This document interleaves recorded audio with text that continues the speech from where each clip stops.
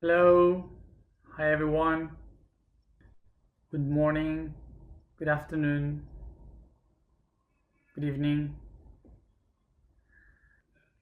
We have happy people in the garden. So, yes, it is another wedding. So, welcome to the physical week of Libra. So, I remind you that even if we all know that Scorpio has begun for the normal astrology, we are not guided the by the astrology. We are guided by the Atlantean calendar that is referred to the different aspects of the constellations. Okay, so enjoy a lot these next 10 days, because after this arrives Scorpio. So if somebody doesn't know what a Scorpio is, so look for it and prepare yourself. So of course the topic for today is logic and illogic. Okay, but um, but at first, what we're going to do is to try to explain the idea of these next 10 days uh, according to the project that I wrote a little bit in the blog. So, okay, so first of all, what we have to understand or acknowledge about this is the concept of duality. We talk about duality in Libra because, of course, is two things. Okay, so in this concept of duality, what we have created, what we have created this idea is that dual, the word dual comes from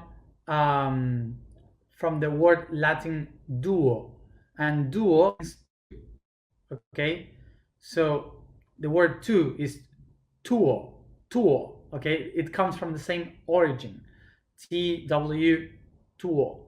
So this concept means that we believe in two things, two different things.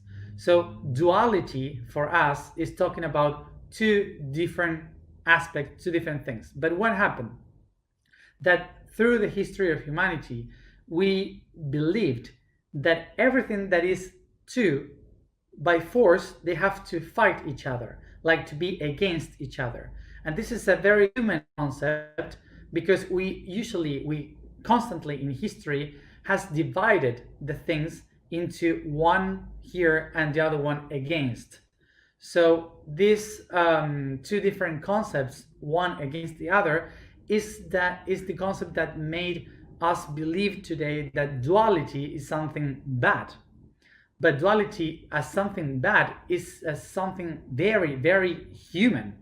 For the universe, it doesn't really exist, the duality as we see it. It doesn't exist, the separation between these two concepts. For the universe, this is polarity. And polarity, it's talking about poles. One pole is positive, the other pole is negative. And both of them, they create magnetism that generates energy. So we need polarity in order to create energy, in order to exist. So when we talk about duality, we're talking about the quality of two different aspects to be together. Okay, so this is why when we in our when we are in our current times in the spirituality, for sure you have heard about the concept of we have to transcend duality, we have to get away from this world of duality, from this reality that is dual. But we have a mistaken concept of what is duality. It's a very human perception of two different concepts fighting each other, when the universe never sees two different concepts fighting each other. They both are working each other by polarity. Okay, so that's a good thing to understand. Okay, from the very beginning we have this concept of the in biology of this duality. Duality in biology is these two cells that makes that one cell that makes meiosis. The process of meiosis is the unity becoming two. So two cells that divides 4, 8. So everything is dual constantly. So this duality is constantly creating mirror things. Okay, so this is why through the process of evolution we can see ourselves as dual beings: two eyes, two ears, two noses, the mouth divided into, the brain into, the heart into, everything is divided into two hands, two arms, two legs. Yes, everything is like mirroring itself constantly. This is not a duality that says that each part of the body is against each other, but both of them are working each other. Mm-hmm. So basically, this duality of our things are the concepts that helps us to be in balance. Okay, that the eyes helping us to see beyond, the ears help to have balance so we don't fall down when we walk, the hands doing things, doing strength so you can grab things in balance, everything it's in balance, the feet to walk so you don't fall down. Okay, so everything is using the duality in order to hold the balance. So something that for most of the people maybe is something known, because we have read about it, we have heard about it, or you have studied, but for another bunch of people is not normal and they don't know it yet, is that the brain that makes this possibility, okay, of balance works in a cross. So this means that it's not this part of the brain that works with all this part of the body and like dual like this, but they work like in a cross. So this side of the brain is the one controlling this hand, and this side of the brain is the one controlling this hand. So all the right side of my body is controlled by the left side of my brain, and the right side of my brain is the one controlling my my left side of the body. So in a cross. So basically, also one of the mistakes that we do when we realize that the brain is also divided and controlling the different parts is that we usually also believe that the brain is so cut in the middle that it doesn't have any connection. So if I have been working with the right side, is because I only work with the right if I am working with the right side of my body, so this means that it's only my left side of the brain that is working. No, it's not like this. It's the whole brain that is working constantly for the whole body. So we usually have heard this about that we are using the 15 or 20% of our brain, and some people maybe believe that are tiny little parts of the brain that are working and the rest is not working, but it's not like that. The brain is like a machine. Okay, so the machine is working all together, the whole machine is working, but maybe it's working in the 15 or 20% of its potentiality. Okay, that's what it really means. But it's constantly working one side with the other. But we have this kind of branches that kind of connects more one side with the other. Also, one of the things that we usually are thinking about the brain is that these two separations divide the brain in a believing that the right side of the brain is the illogical aspect of the brain. When we talk about the work that the brain does, this part, the right side, is the illogical, and the left side is the logical. Okay, so this means that the left side is the one that works with analytics, mathematics, and so on, and the other side is the one that works with the imagination, the dreams, that is able to create. So we usually say this because some parts, usually when we are in a creative process or dreaming or imagining, we usually use more parts of the right side of the brain, and when we are in some mathematics or something very logical, we use more the left side of the brain. But it's not 100% like that. Both sides are working together constantly, but one of them works the most when we are doing one thing or the other.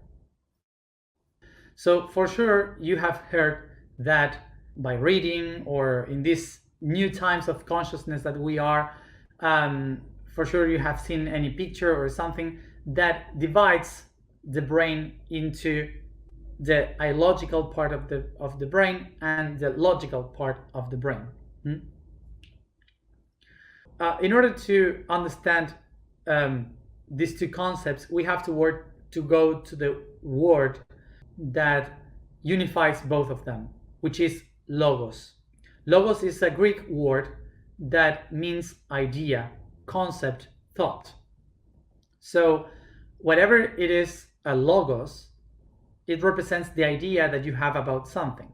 So in the very beginning of everything, in the very beginning in the very beginning of our philosophies, the priests and priestesses that started with all this, they understood that the world was not like this just by itself.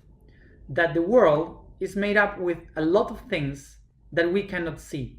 Now we know it's vibration and atoms. But at that time, they just picture that it didn't exist really. That the only reason that makes something be what it is the idea that we have about that.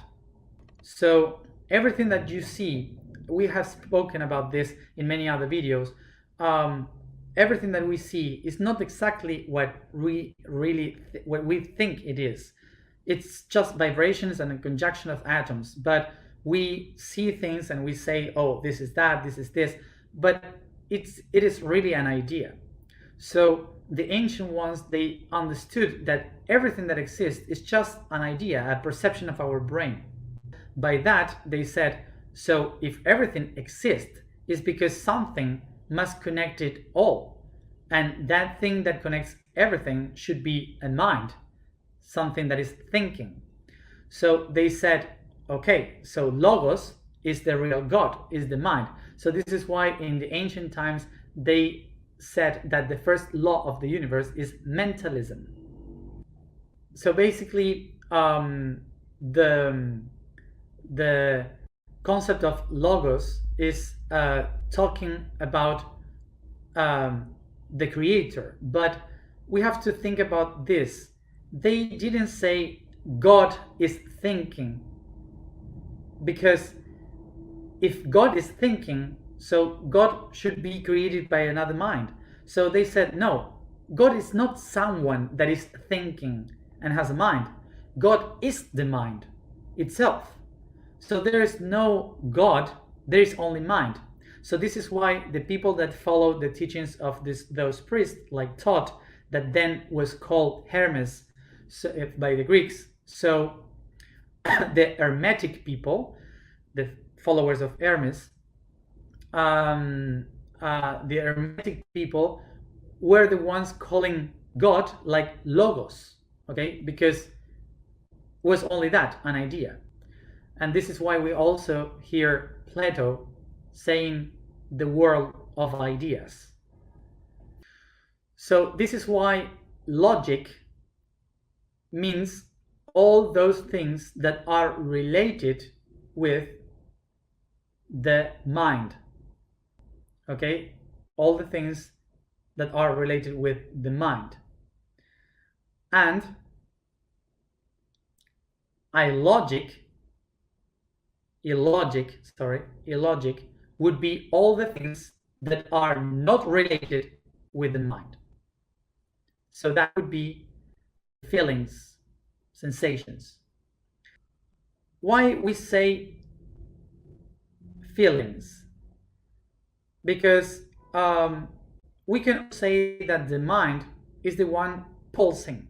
It pulses ideas, it pulses thoughts, and those thoughts are going to manifest experiences, and those experiences will send back the pulses by impulses, and those impulses will come back as wisdom to the mind. So the universe is pulse and impulse. So the mind is pulses the idea and freedom of being created, and then the created sends back an impulse of information to understand what I have created. Basically, what the universe is doing by pulsing is to project the idea, and the idea, in order to be assimilated again as an experience, must be felt. This means that the only way in which the mind can recognize what it has created is by feeling. This is why the feeling is the only way in which you can receive the data, not by thinking. So thinking, the mind, is just the idea that projects the possibility, but the only way you can acknowledge that possibility is by living it. You have to live it. Otherwise, you cannot plan that. You cannot make a planification of this. What we have to understand is that the only way how you can acknowledge and receive the information back is by feeling. So this is why the opposite thing to logics, to the mind, would be feelings that we call synesthesia. I don't know if in English it's like that. Synesthesia? Synesthesia? I don't know how you call it. It's the opposite to anesthesia. To anesthesia. Synesthesia. We are more related with the concept of anesthesia because we are more related to not to feel, okay? But we are such a mental civilization that we call the synesthesia, I don't know how to pronounce it, we call synesthesia as illogic, because we think that something that has no logical should be illogical, but not synesthetic. So anyway, things of the language.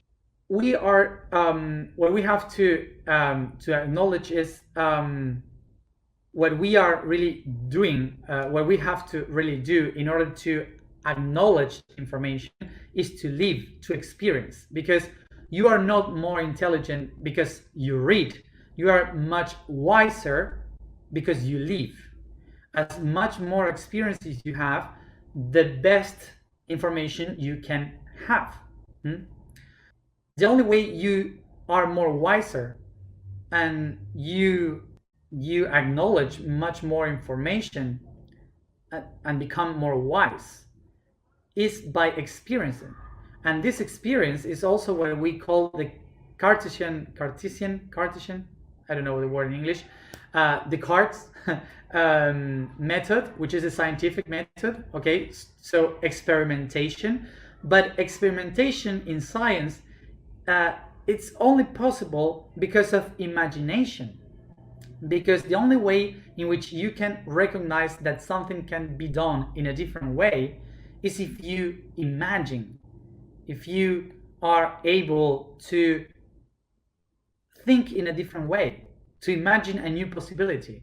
So basically, imagination, which is the illogical tool, okay,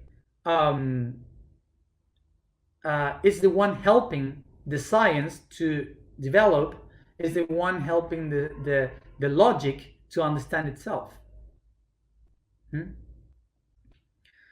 So you understand this concept that basically the illogic, the imagination, is the one helping the logic, the analytics, to understand itself. So the only way in which a human, an aware being, can improve in their lives is by imagination, is by dreaming that that is possible.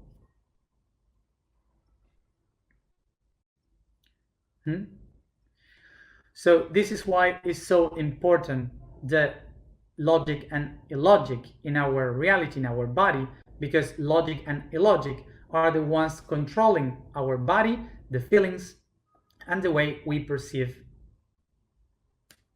the reality. So I hope you got it, and if you didn't get it, I won't repeat it. So this is recorded, don't worry, and someday you'll catch it up. This concept was very philosophical, but I guess everything that we speak is very philosophical. Now we go to the information of the day. So just a thing before we start, that everything that I do, that we are doing, and everything that I remember I have done in my life is basically illogic. For me, it's everything that I do is illogic. It doesn't have any sense. But I do all these illogical things because I am thinking that this will help the logic to understand a different way, to change its perception. The reason why with illogic I expect to help the logic is because the logic of this world today, what is logical, we usually think that or we hear that you have to be more logic. This is not logical. We have to be logics in these terms, whatever. We usually hear this concept, and the thing is that logic is mind, and mind is very organized, so it becomes a method, and that's how we call methodology. This methodology, this methodic way of working is like a system, so it replicates itself through mind, and that's what we call ideologies. We have too many ideologies, but the ideology of logics is not related with the feelings, with what really is happening in the world, the real concepts that the feelings can only perceive. So we need a civilization that is more able to feel, to perceive, to understand beyond the logics. And pay attention to this, that by logics I'm also talking about spirituality, because we usually made spirituality as another logic. It's like if we are creating a method of our way of thinking in in a spiritual way, and that's called religion. When we start to repeat an idea of what it is to be spiritual. So suddenly we project our expectations, our ideas of how it should be by spirituality. But what really happens is that a logic is not a method. It's just feelings, and feelings are changing constantly. Ideas doesn't. Feelings are adaptable to the environment, and they interpret what is happening. Ideas doesn't. So basically, ideology is a civilization. It would be a civilization more based in the perceptions, so in synesthesia. So this is why a lot of people is thinking that what we are doing here is illogical, and I think that. I really think that. Because if we would be here with the logics of always, we would not be here to change, to transform the world. So another thing, the last thing, is that here talking about philosophy, I would love for us all to go back to what spirituality really means. That's the most important thing, to go back to the origin of spirituality. The origin of the word spirituality comes from spiri and quality, which means the quality of breathing. So it's so easy. The quality of breathing. So basically, spirituality means to be able to be here and now and breathe within your body.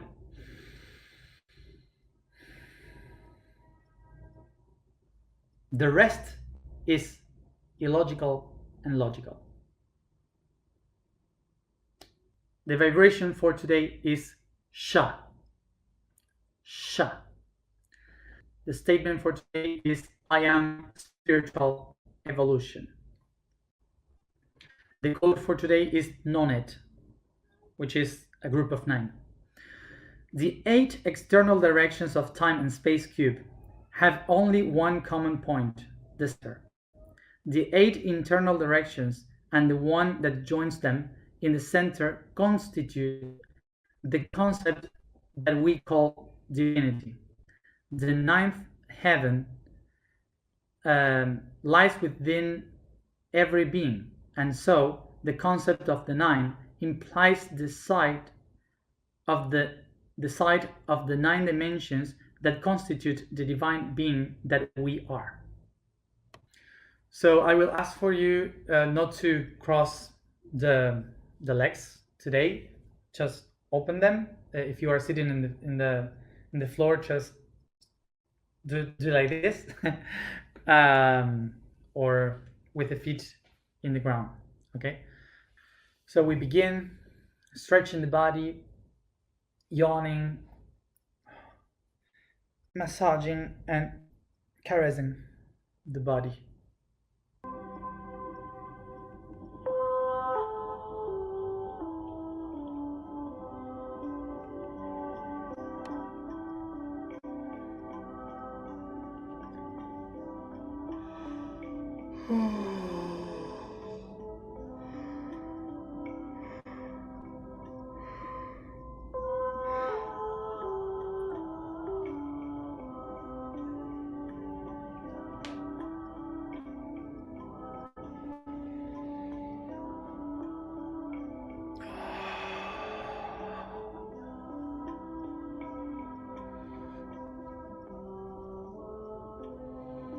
I focus only in my breathing, letting all the weight of the body fall down.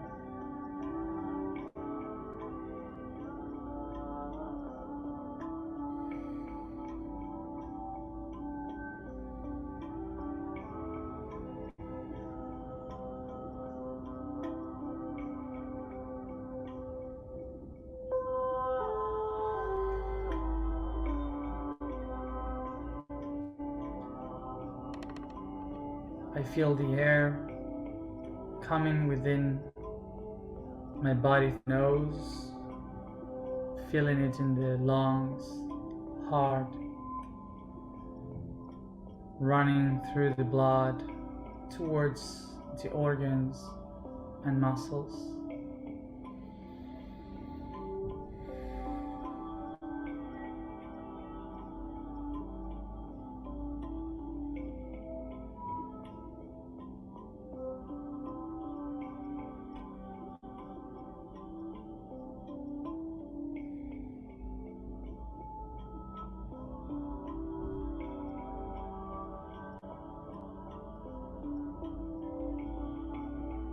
Take a deep breath, and I bring all my attention to my left foot.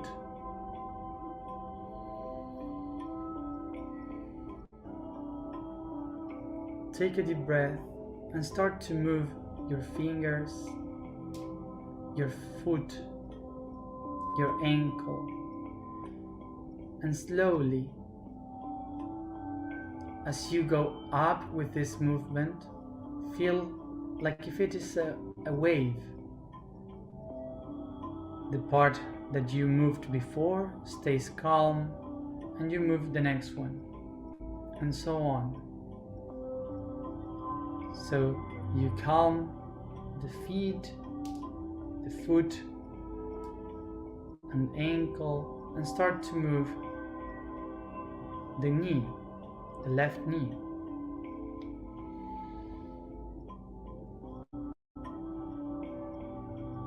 Then the hip by the left side.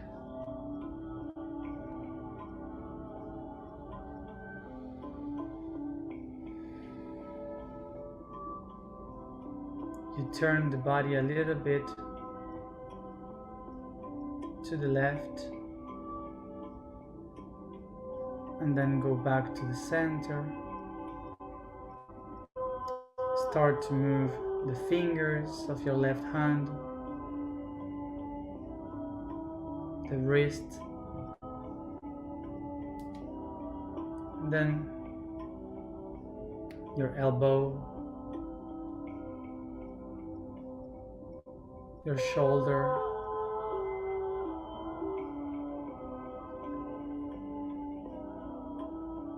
and your head, your neck towards the left side in circles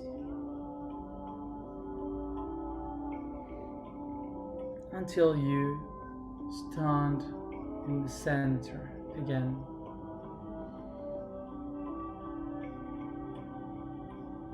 Take a deep breath and start to move your neck, your head towards the right side in circles.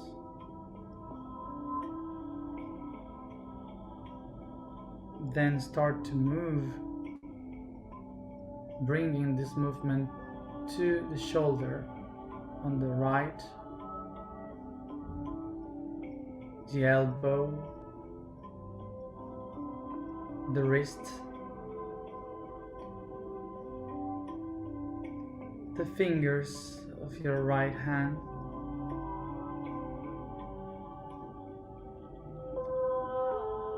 you turn the wrist towards the right and stay straight again. Bring the movement to the right hip,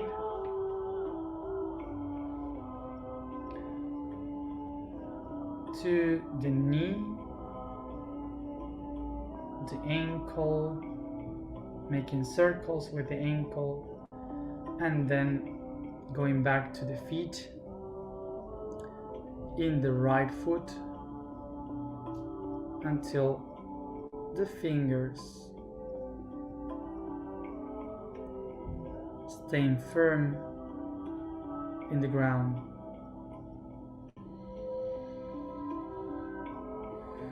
Take a deep breath. I take my hands towards my head, touching the crown with the fingers, with 2 fingers, the one you used to point on the heart, the center one, and you put it in the crown, press and move in circles. Take deep breath.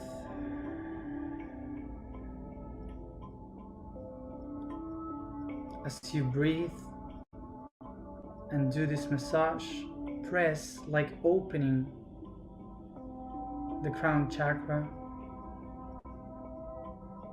like if you are molding a pizza on your head.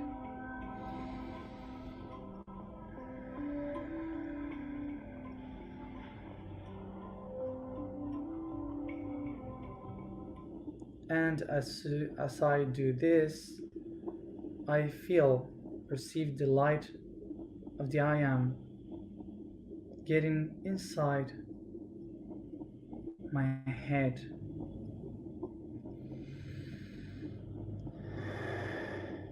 Take a deep breath. I relax my hands, feeling the sensation that remains in my head.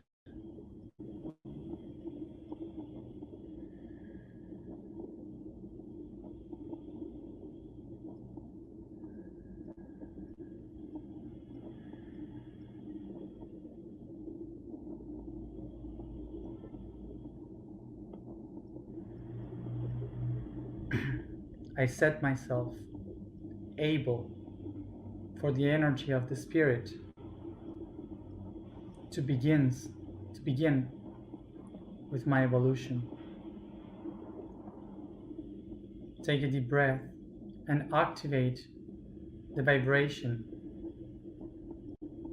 that allows the I Am to anchor in my crown.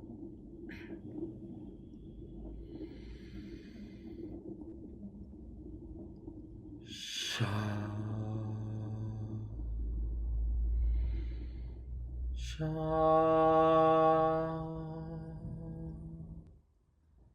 Sha.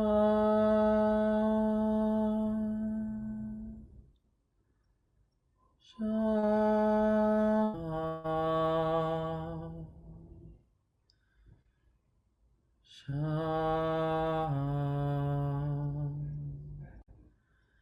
Sha.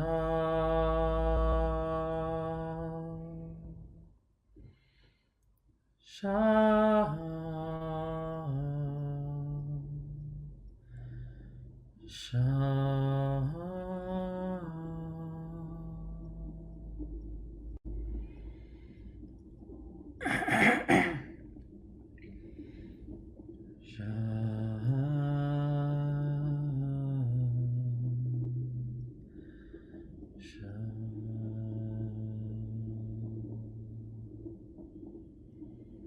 I am the spirit in evolution.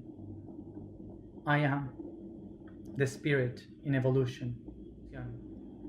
I am the spirit in evolution.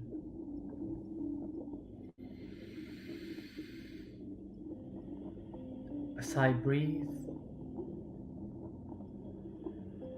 I allow myself to feel the energy, the consciousness of the spirit in my crown, going through each one of the joints that I moved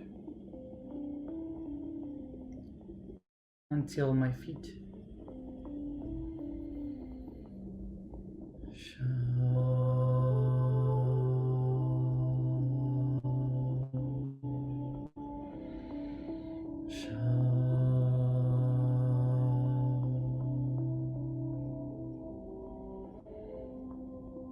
And as I start to move again my entire body in circles, I start to spread this consciousness through each part of my body by stretching, yawning, massaging.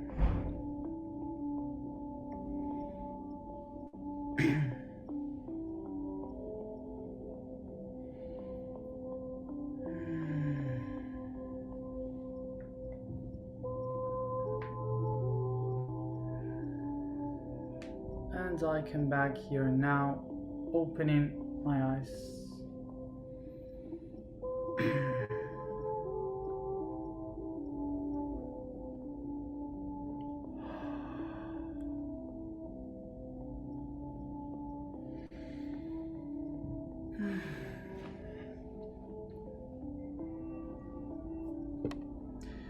Yes.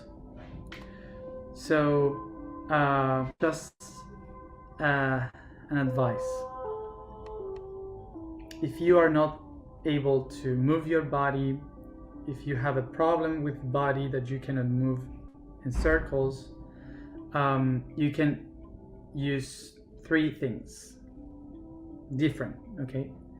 Whether you use your feet, so you make a massage in the feet, beginning by one side, going up, and then going down by the other side, okay, like this, in circles, or in your hands, if it's easier for you, or in the ears, okay, the same thing.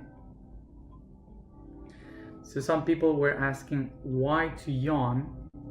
So we need to yawn because by yawning you are discharging all the rest of the energy that you don't need in your body, and you are taking new energy that you need for your body.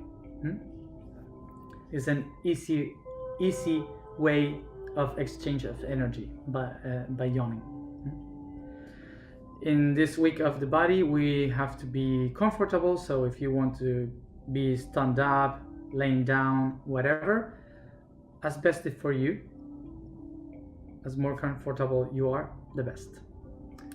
Thank you all for being there, and see you tomorrow at the same time for the third eye. Bye.